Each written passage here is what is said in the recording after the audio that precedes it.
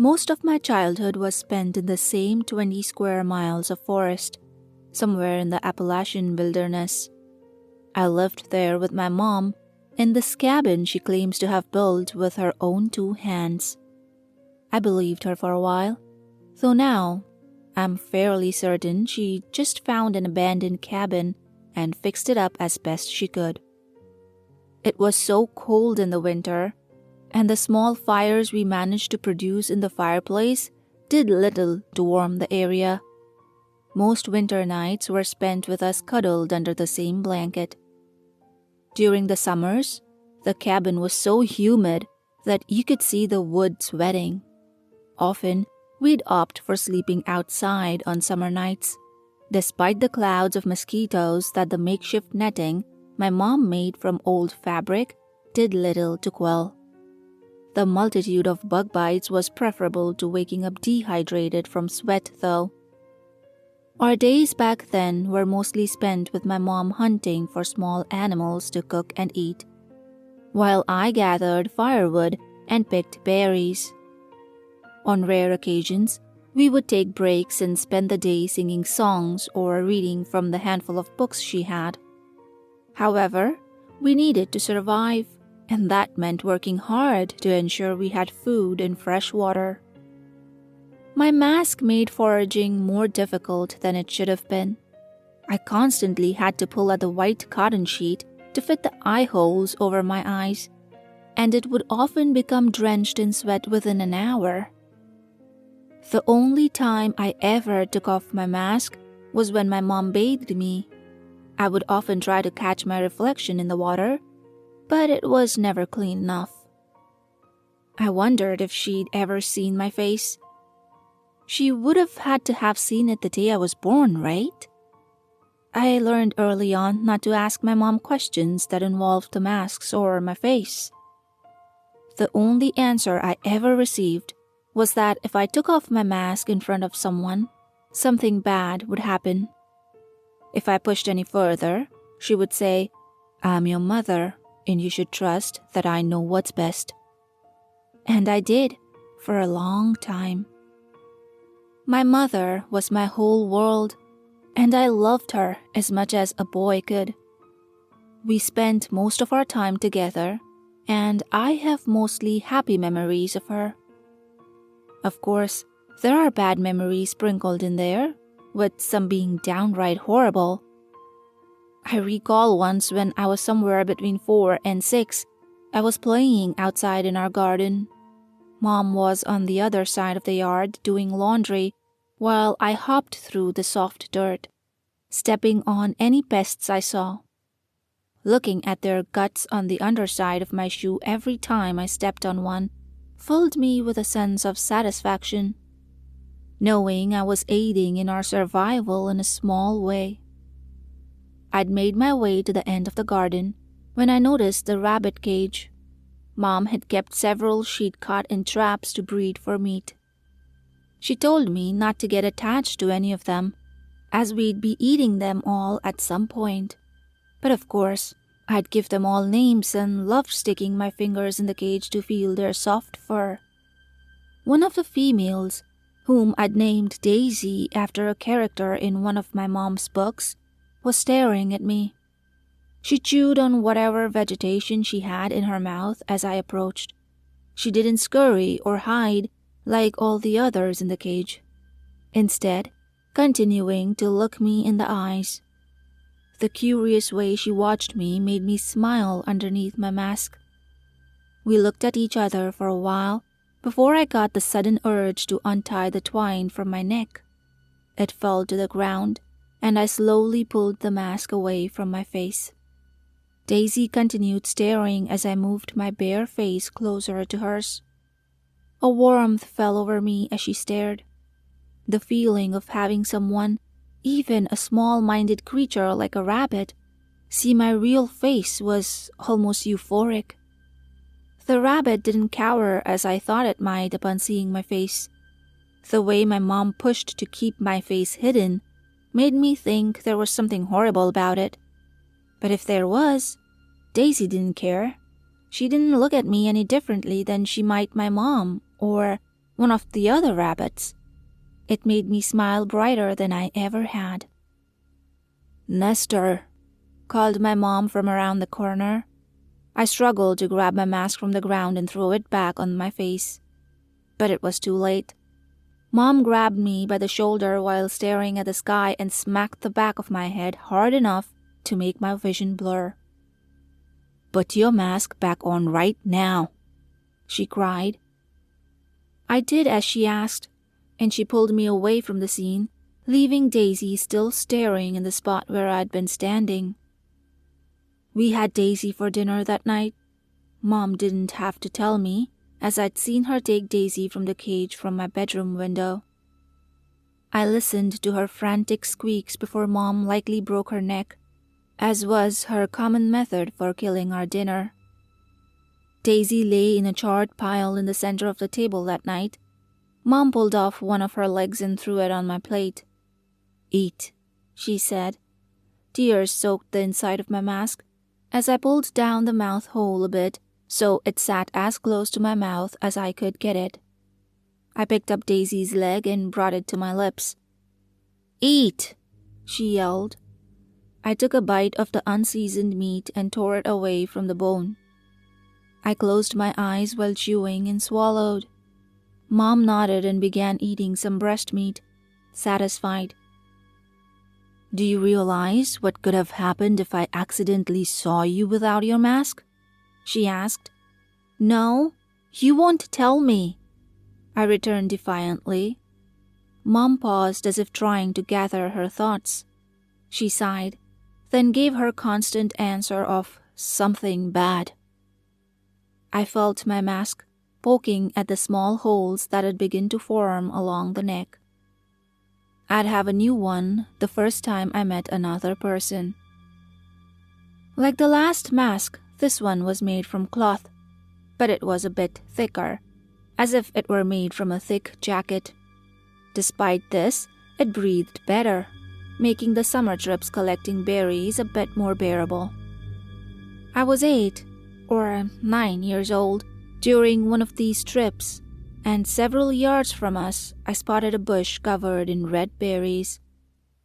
We avoided the green berries, and most of what we ate was dark purple and bitter. However, the red ones had a sweet, tangy flavor that I still crave sometimes.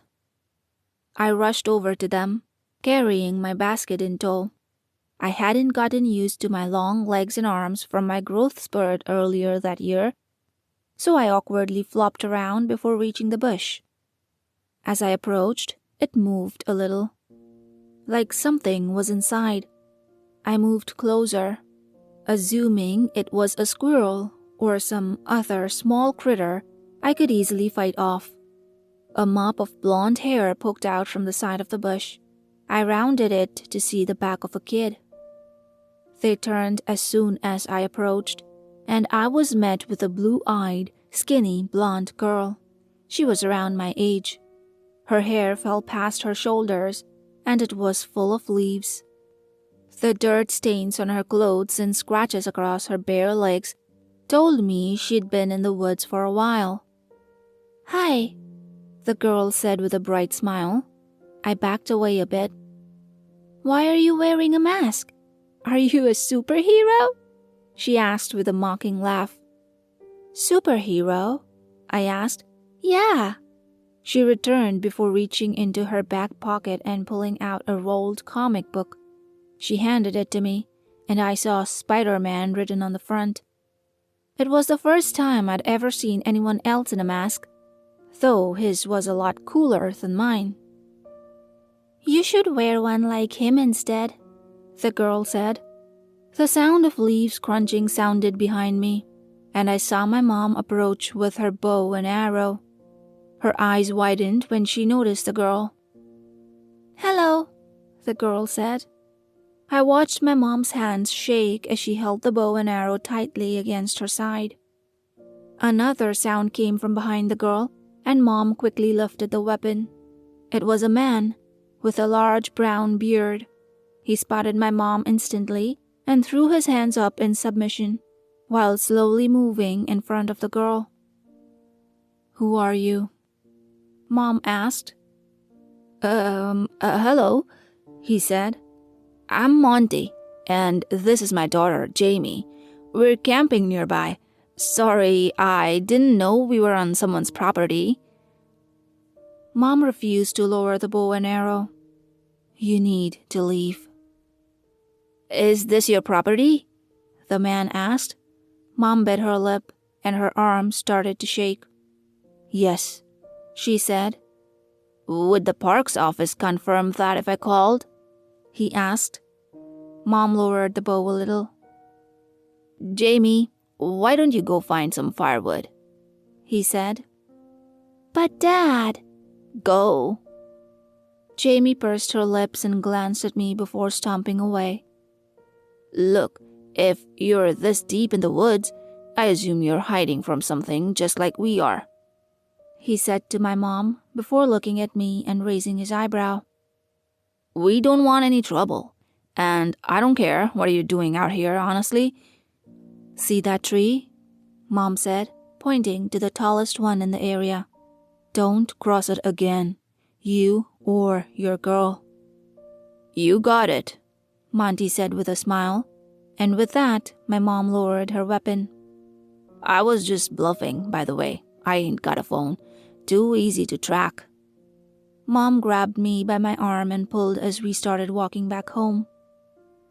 "If you ever want to trade some of your kills, let me know," he said. "We've got plenty of beans and rice." Mom ignored him. "We're in the RV, down the trail about 2 miles," he called. I looked back and saw the girl waving. I didn't stop looking until they disappeared in the distance. I helped Mom gut the rabbit she'd caught for dinner, holding the bag for the innards as she ripped them out of the small creature. She hadn't said much since we met the father and daughter in the woods, and I couldn't tell if she was concerned or mad. I knew I should avoid bringing it up, but couldn't help myself. "I thought you said there was no one else in these woods," I said as she placed a handful of viscera into the bag. "There weren't," she said, "and I need to figure out a way to get rid of them." "Why?" I asked. "They didn't seem dangerous." She paused. "Everyone is dangerous, Nestor." I dropped my head and stared into the bag for a while, not meaning to. My eyes got lost in the red and pink mixture that slid with every slight movement. The image of the girl popped into my head and wouldn't seem to leave. "You're thinking about her, aren't you?" Mom asked. Over time, I've learned many moms have this ability to predict exactly what their child is thinking, or at least offer a good guess. "She was around your age." I looked at my mom, then back into the bag. She dropped the rabbit onto the wood slab and knelt in front of me. "I know you're lonely, but you know it has to be this way," she said. "But why?" I asked.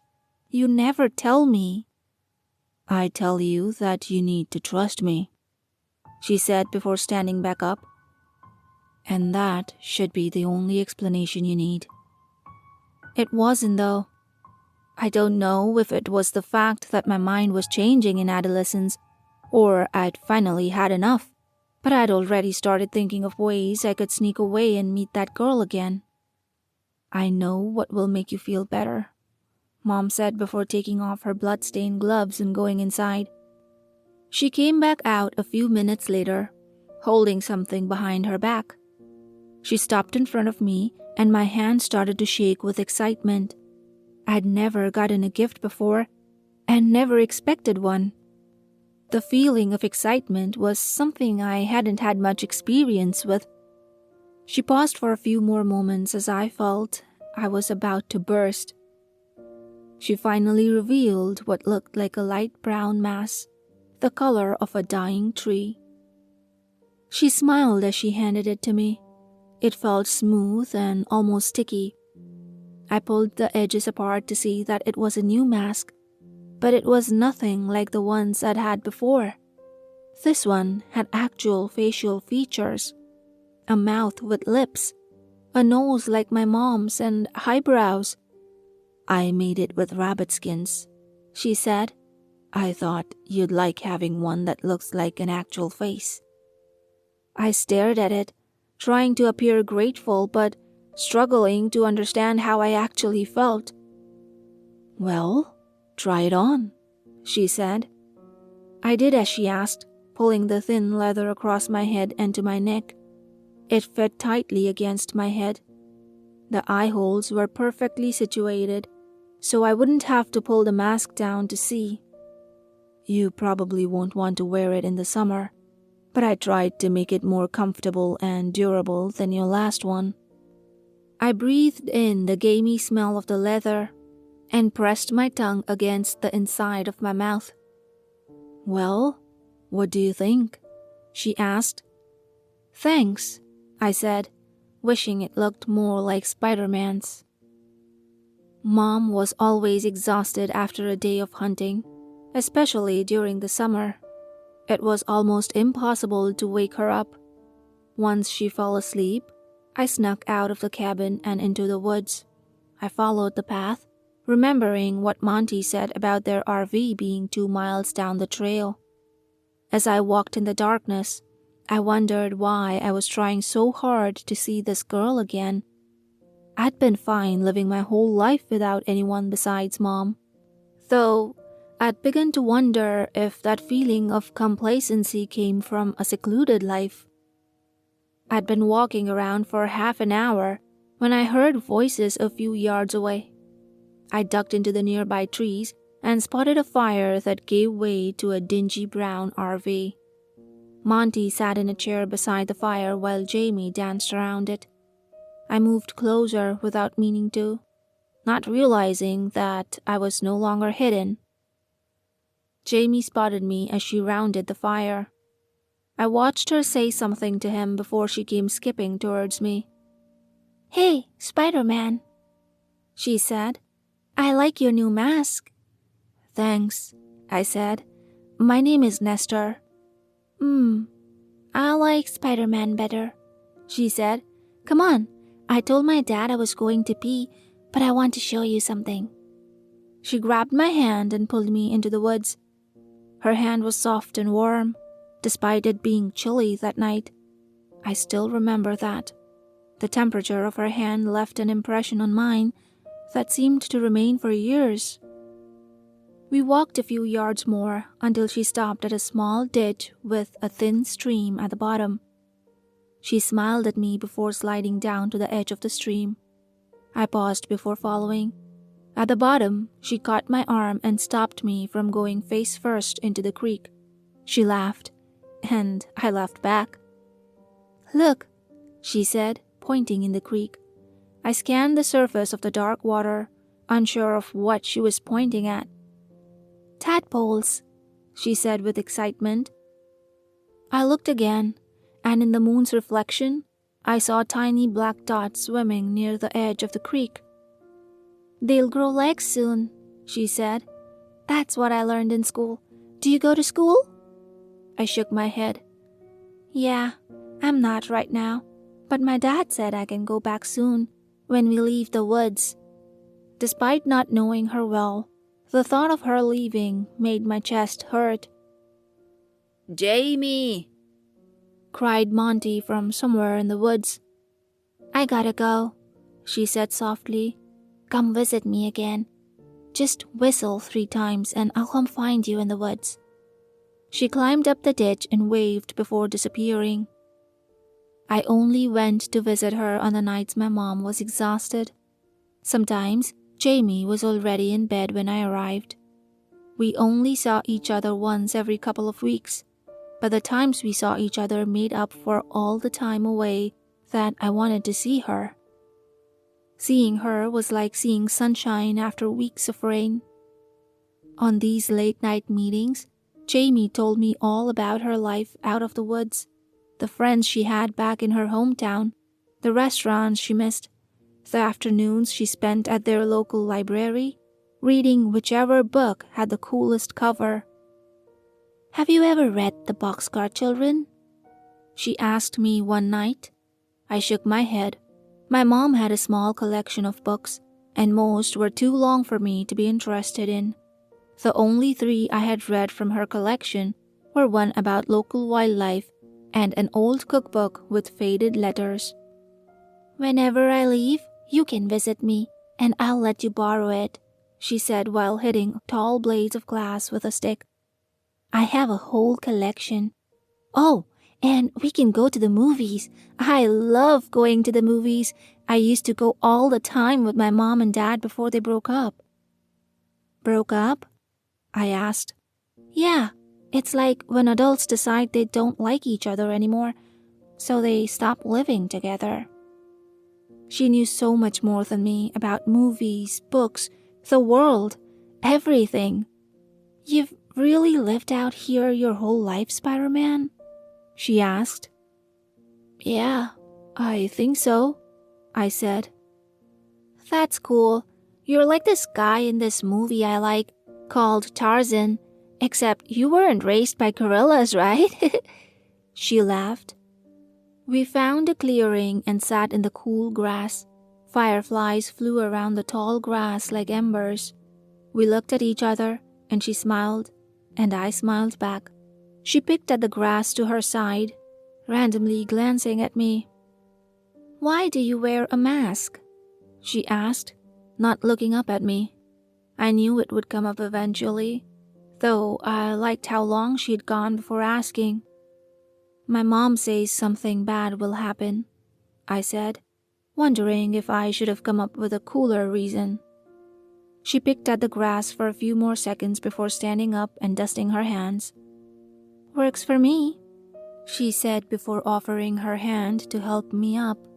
And as we stood in the moonlight, I knew there was no way my face was nearly as nice as hers. We'd met each other every few weeks for around a year, without either of us getting caught, though I got the feeling her dad wouldn't care as much as my mom would. One night when I came back, my mom was waiting in the yard, staring into the woods. She spotted me, and her eyes grew wide with anger. Where the hell were you? She cried, moving towards me like an angry bull. She grabbed me by my shoulders and tried to look in my eyes, but I refused to meet them. Just out for a walk, I said. You were meeting that girl, weren't you? She asked. You know we can't trust them. I pulled away from my mom, and she stepped back, surprised. What's wrong with you? She asked. She's my friend, I said. My only friend. I thought I was your friend, she returned, her voice dropping. I paused. Friends don't keep secrets from each other. You don't tell me anything. Mom looked at the ground. I could see the thoughts racing through her head. She was considering something. Why do we have to stay here? I asked. Why can't I have friends? Why can't I go to school? Why do I have to wear a mask? Mom bit her lip, and her eyes met mine. They were red and ready to break with tears. I waited for an answer, hoping she'd finally decided to share something with me. She gripped her fists, then released them. She sighed and started back to the cabin, leaving me where I was standing. Keep playing with her if you want, she said. Just keep your mask on. Another year or so passed. I was still frustrated with my mom for not sharing more information with me, but I was happy I didn't have to sneak out to meet Jamie. We even started meeting in the daylight, making it much easier to explore the woods together. I showed her all the things I'd learned over the years, about how to identify poisonous plants, how to find your way home if you got lost, and how to track animals.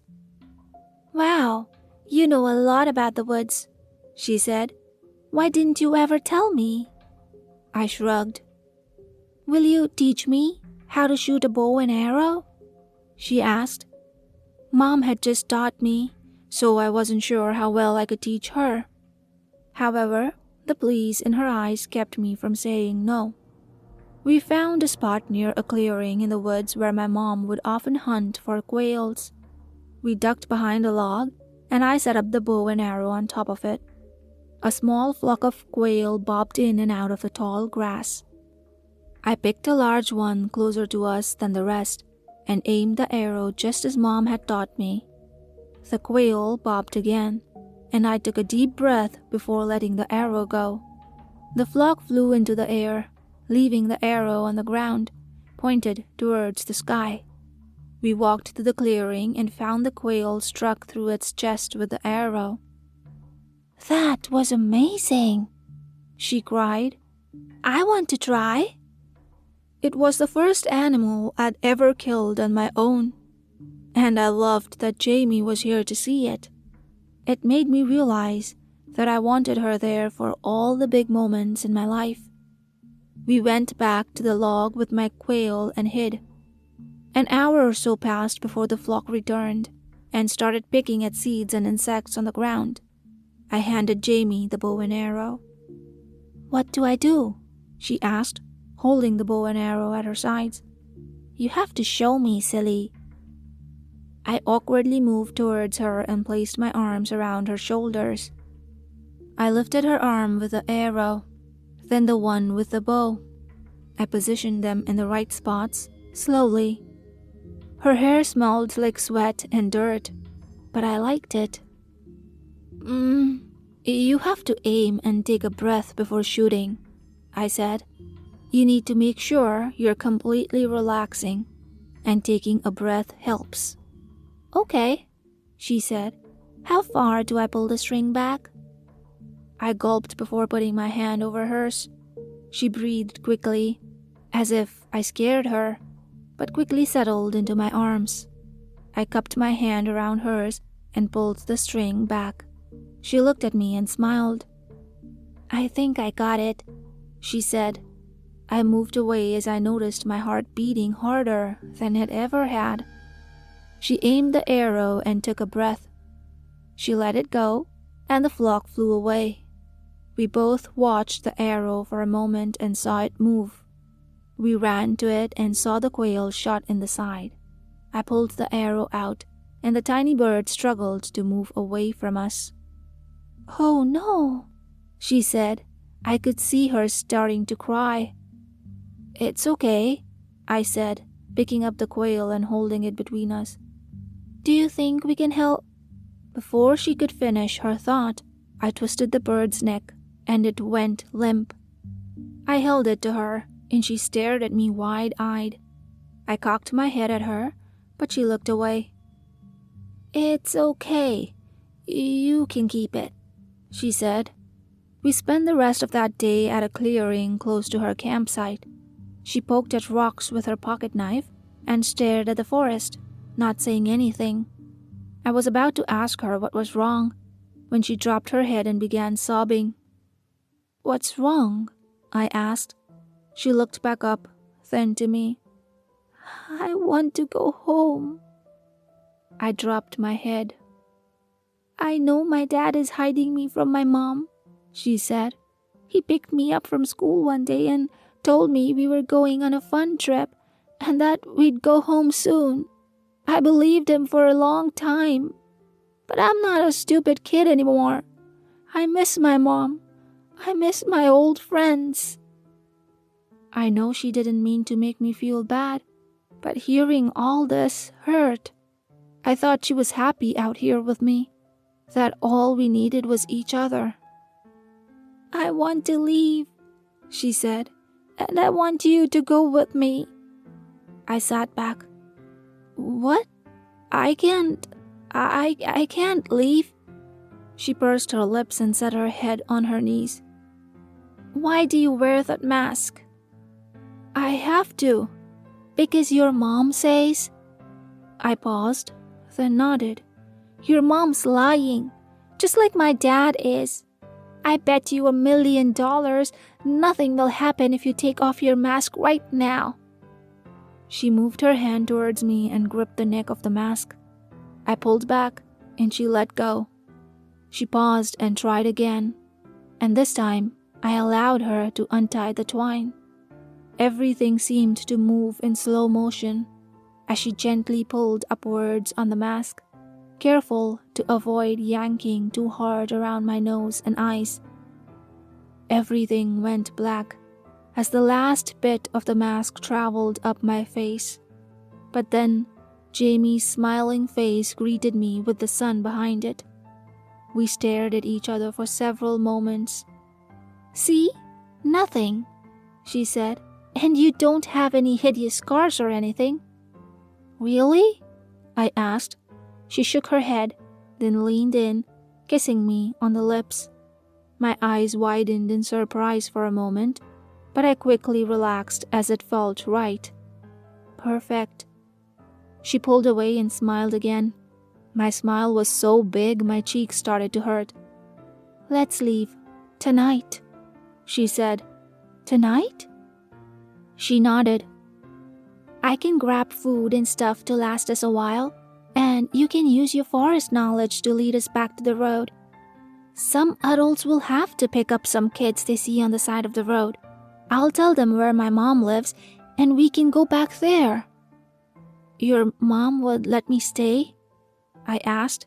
She nodded. "Of course." She stood up and offered her hand to me. I took it and pulled myself up.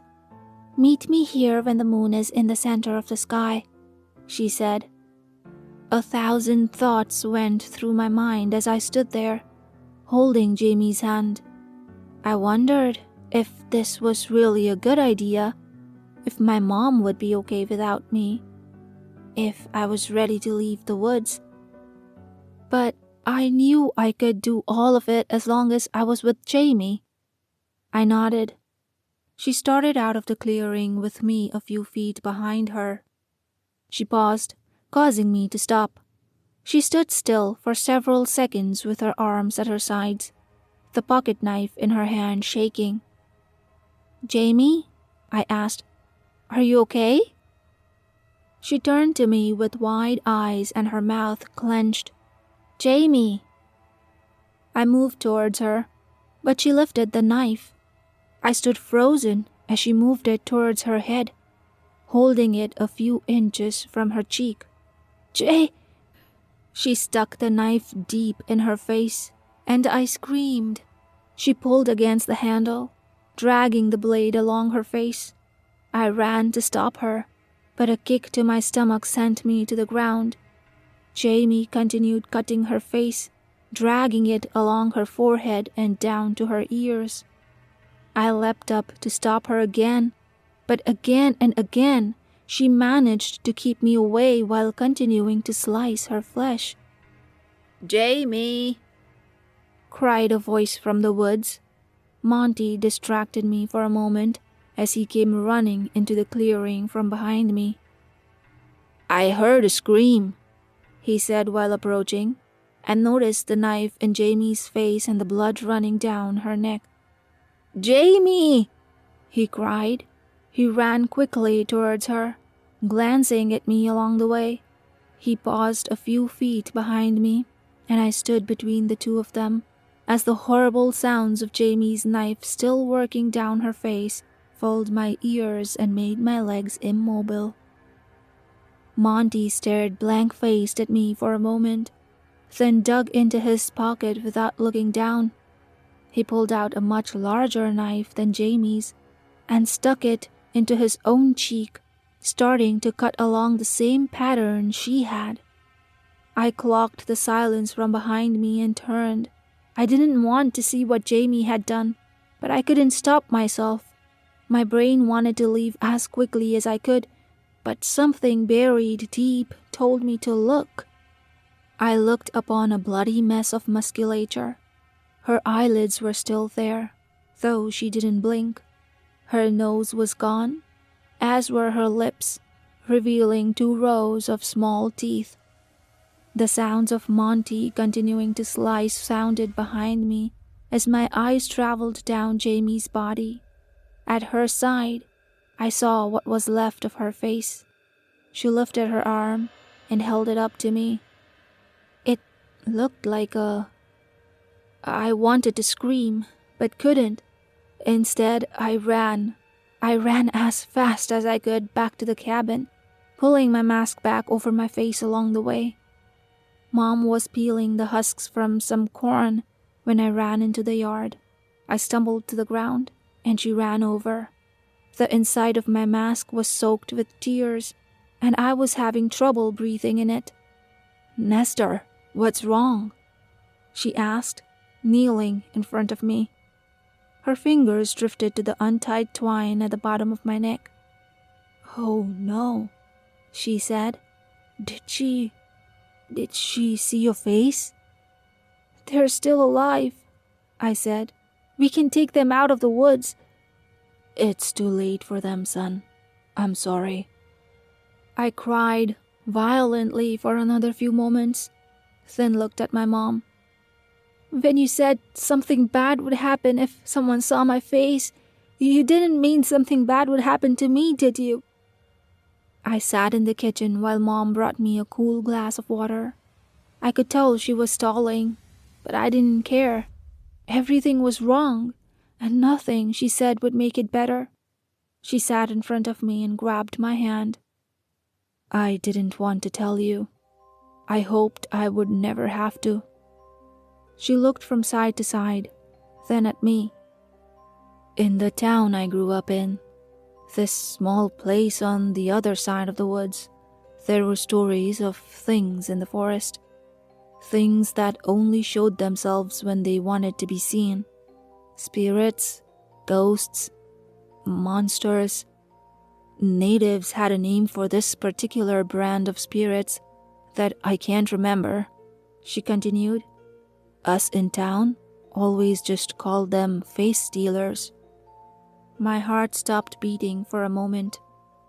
"Folks said if you looked at their faces, they would take yours. All us kids figured they were just stories meant to keep us from wandering too far into the woods. That's what adults do, right? Tell kids fibs to keep them from getting hurt?" "That's what I learned to do, Nestor, and I'm wondering if it was right. I'm wondering if I should have just told you this stuff from the beginning." She sighed. I wanted to say something, but my mind couldn't find the words. I went most of my life believing that there was no such thing as magic and things were only the way you saw them, Mom said, before pausing and looking at me.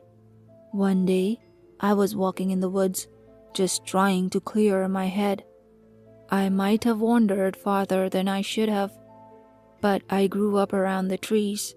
I knew how to find my way back. As I was fixing to turn around, I noticed a man a few yards away from me, off the trail.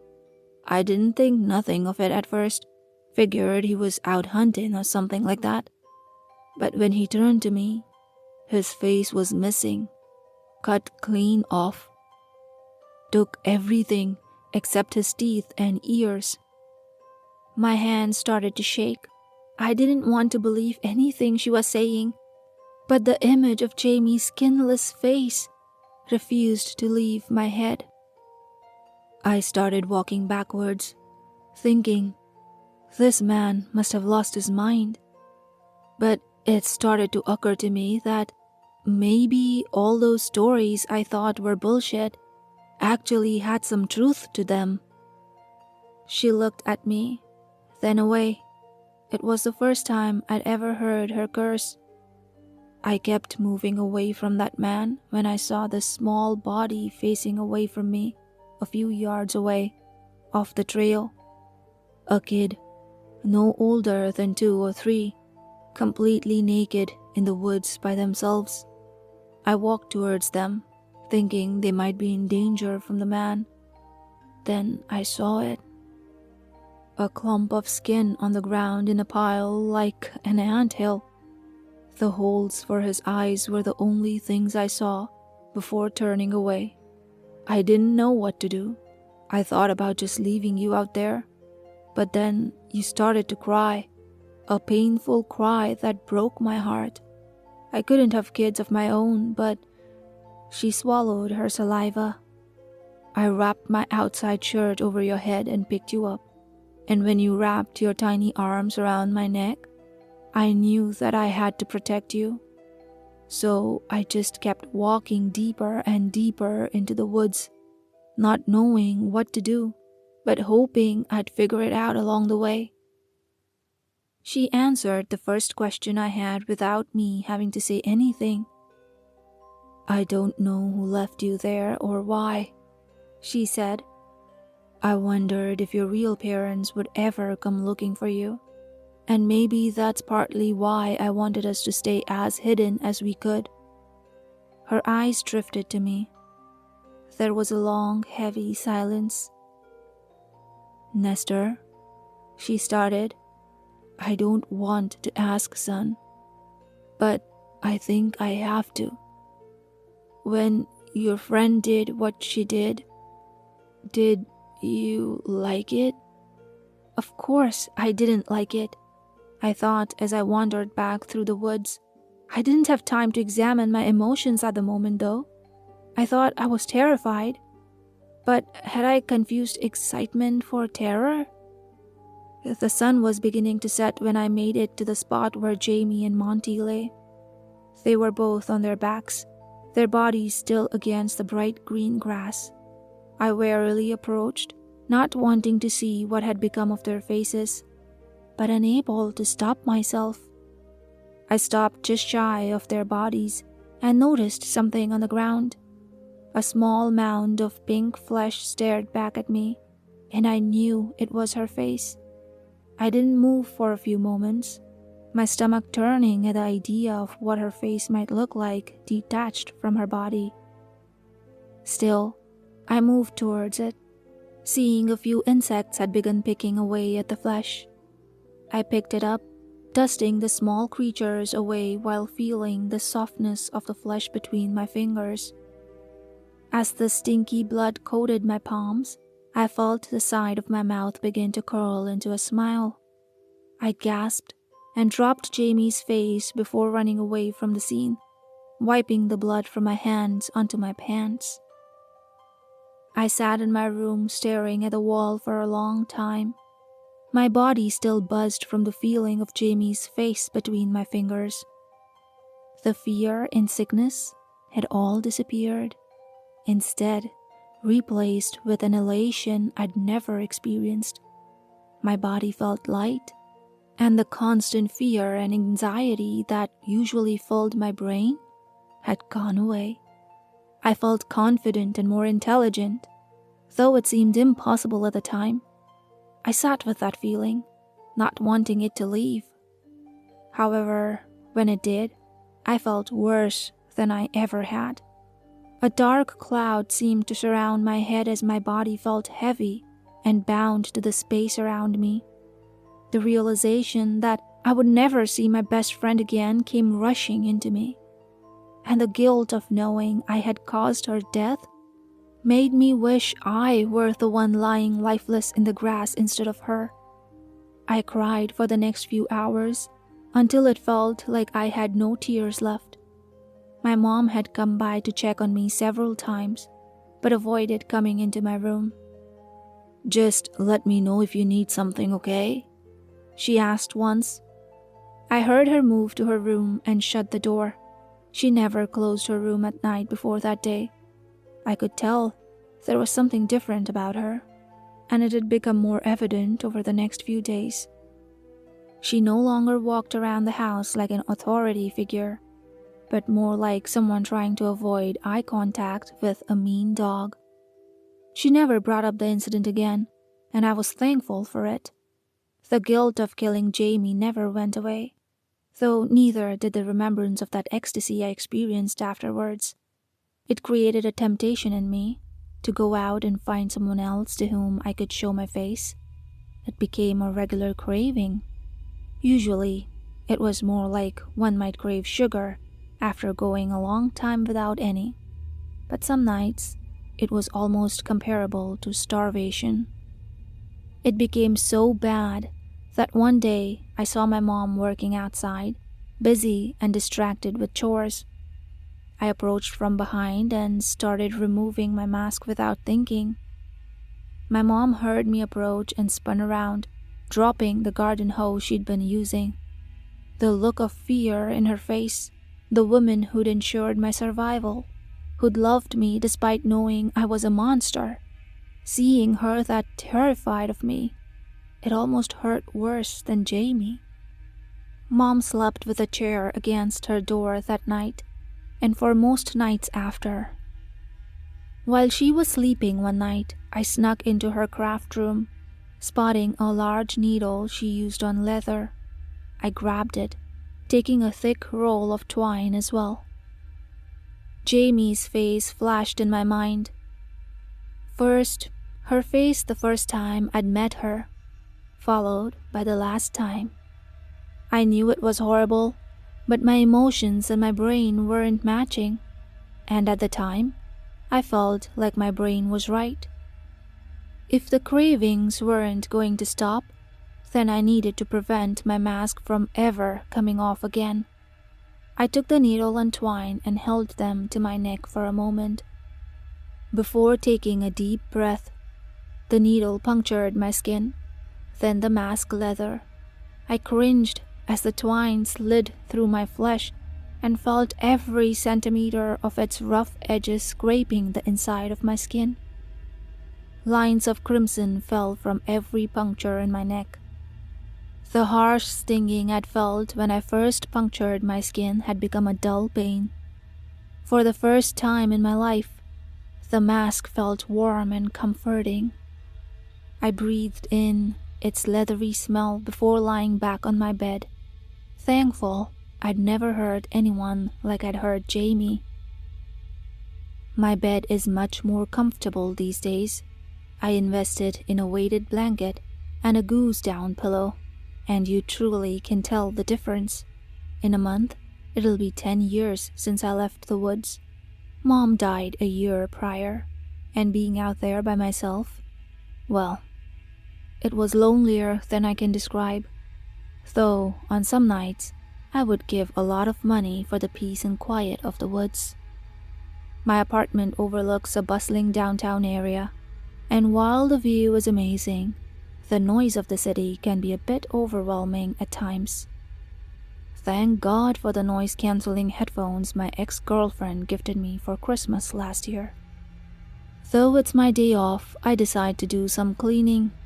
I never got around to hiring a new cleaner, and the place has become a bit of a sty. I go to the bathroom and look in the mirror for a moment, seeing my night mask staring back at me. It's more lucid than any of the masks I had growing up, but thick enough to prevent me from seeing my actual face. This mask is milky white and made of a thin plastic. It only covers my face, leaving my hair, ears, and neck visible. The scars where I'd sewn that old mask on became a pale white over the years. No one ever asked about them, though. There were only a few people who've ever seen me with my shirt off. Lining the bathroom counter are several other masks. Ones I made myself from materials I've collected over the years. I've been perfecting them since leaving the woods. I was able to get away with crude masks for a while, using the excuse of having bad scarring, but I realized how much better it was to get close to someone before doing what I had to do. And people want something they can see. Eyes that react to them, lips that move, cheeks that wrinkle when smiling. I think I've almost got my masks perfect. They contour to every crease of my face and match my skin color perfectly.